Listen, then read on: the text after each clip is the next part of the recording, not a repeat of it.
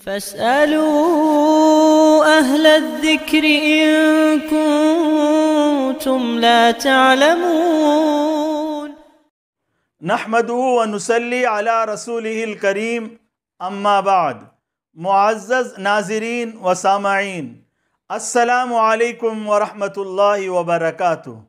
جانیے اپنے شرعی مسائل کا حل کتاب و سنت کی روشنی میں، اس سلسلے کی یہ دوسری کڑی ہے۔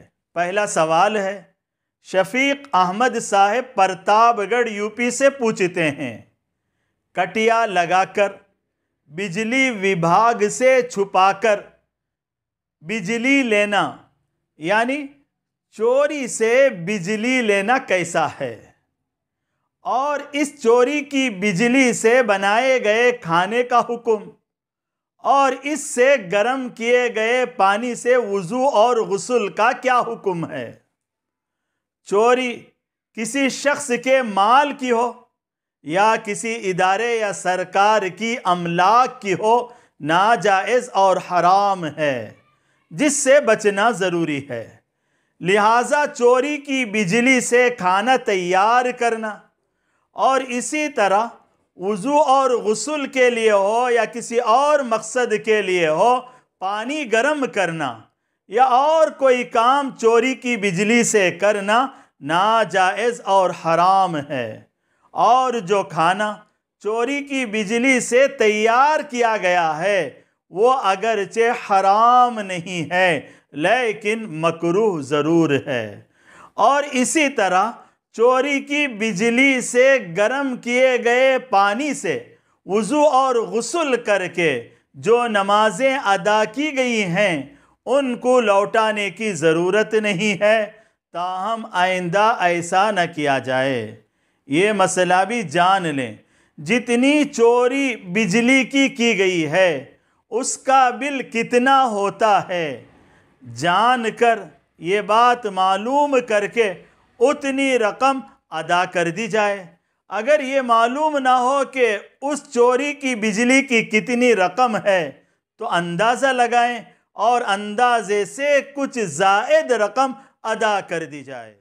ایک اور سوال حافظ اللہ بخش میسور سے پوچھتے ہیں، کسی عورت کا شوہر اگر لاپتہ ہو جائے، بہت تلاش کے بعد بھی معلوم نہ ہو کہ وہ کہاں ہے، تو کیا اس کی بیوی دوسرا نکاح کر سکتی ہے؟ لاپتہ شوہر کی بیوی دوسرا نکاح نہیں کر سکتی۔ ہاں، اگر وہ دارالقضاء پہنچے اور قاضی شریعت کے سامنے اپنے شوہر کے لاپتہ ہونے کا مقدمہ دائر کرے اور قاضی شریعت تحقیق کے بعد ضابطے کے مطابق اس کا نکاح اگر فسخ کر دے تو تب یہ عورت دوسرا نکاح کر سکتی ہے۔ ایک اور سوال غیاث الدین صاحب نے کیا ہے، انہوں نے اپنے شہر کا نام نہیں لکھا ہے۔ یہ پوچھتے ہیں، کیا خواتین کا بیوٹی پارلر میں کام کرنا جائز ہے جبکہ وہاں صرف خواتین ہی ہوں؟ اور اس ہنر کا سیکھنا کیسا ہے؟ بیوی کا اپنے شوہر کی رضامندی اور خوشنودی کے لیے سجنا اور سنورنا پسندیدہ ہے، اور اس کام میں کوئی دوسری عورت اس کی مدد کرے تو یہ بھی درست ہے۔ بیوٹی پارلر اگر ایسا ہے کہ وہاں صرف خواتین ہی ہوتی ہیں، کوئی مرد وہاں آتا نہ ہو اور کوئی خلاف شرع وہاں کام انجام نہ دیا جاتا ہو اور صرف جائز زینت ہی کے کام وہاں ہوتے ہوں، تو ایسے بیوٹی پارلر میں جانے اور وہاں کام کرنے کی گنجائش ہے، یعنی جائز ہے، لیکن پھر بھی بہتر نہیں ہے، کیونکہ وہاں سجنے اور سنورنے کے کام میں غلو حد سے زیادہ کام کیا جاتا ہے، اور شریعت میں کسی بھی کام میں غلو کرنا پسندیدہ نہیں ہے۔ اور اگر بیوٹی پارلر ایسا ہو کہ وہاں خلاف شرع کام انجام پاتے ہوں، جیسے عورتوں کے ساتھ وہاں مردوں کا داخل ہونا اور کام کرنا، بالوں میں سیاہ قضاب کا لگانا اور عورتوں کے بالوں کا کاٹنا اور بھوؤں کا تراش کر باریک کرنا اور موسیقی کا چلانا، اس طرح کوئی بھی کام اگر وہاں خلاف شرع انجام دیا جاتا ہو تو وہاں جانا اور وہاں کام کرنا کسی بھی طرح جائز نہیں ہے۔ آج ہمارے معاشرے میں جو بیوٹی پارلر پائے جاتے ہیں، کیا وہاں صرف وہی زیب و زینت کی جاتی ہے جو شرعاً درست ہیں؟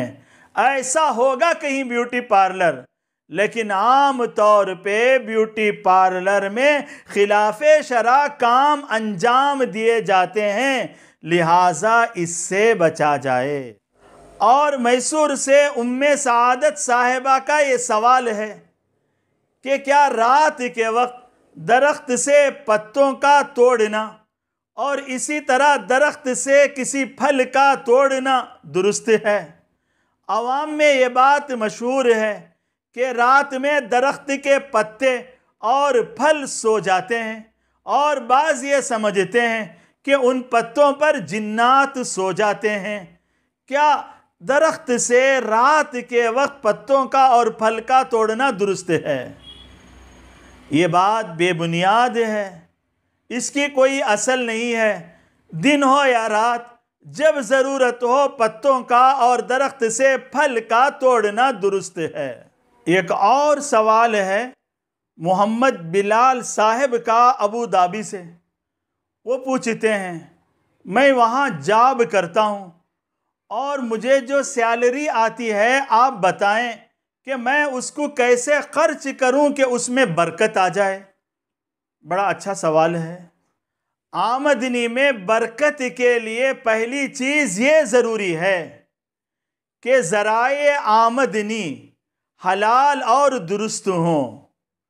اگر تجارت کی جا رہی ہے تو وہ تجارت شرعی ضابطے کے مطابق ہو، اور اگر ملازمت کہیں کی جا رہی ہو تو جس کمپنی میں ملازمت کی جا رہی ہے وہ کمپنی میں ملازمت کرنا جائز ہو، مثلا بینک کی ملازمت نہ ہو، اور جو ملازمت کی جا رہی ہے وہ پوری ایمانداری سے کی جائے، یعنی باہمی معاہدے سے کمپنی نے جتنا کام متعین کیا ہے اتنا کام پورا کیا جائے، محض وقت کو نہ گزارا جائے، اور جو مال حاصل ہوتا ہے ملازمت سے اسے اپنے اہل و عیال پر اعتدال کے ساتھ خرچ کیا جائے، مال کو بیجا نہ خرچ کریں، اسراف میں مال کو نہ لٹائیں،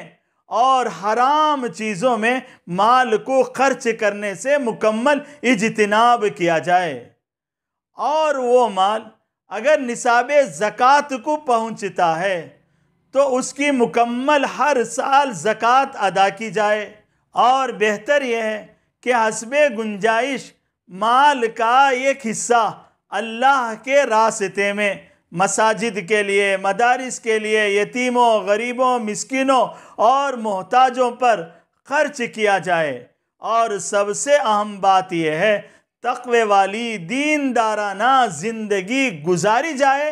انشاءاللہ ان باتوں پر عمل ہوگا تو اللہ تبارک و تعالی آمدنی میں برکتیں عطا کریں گے۔ دعا ہے اللہ تعالیٰ آپ کی آمدنی میں برکت عطا فرمائے اور ہم سب کو بھی برکتوں والی زندگی عطا فرمائے، آمین۔ بس اب اس سلسلے کو یہیں پر ختم کیا جاتا ہے۔ وآخر دعوانا عن الحمد للہ رب العالمین۔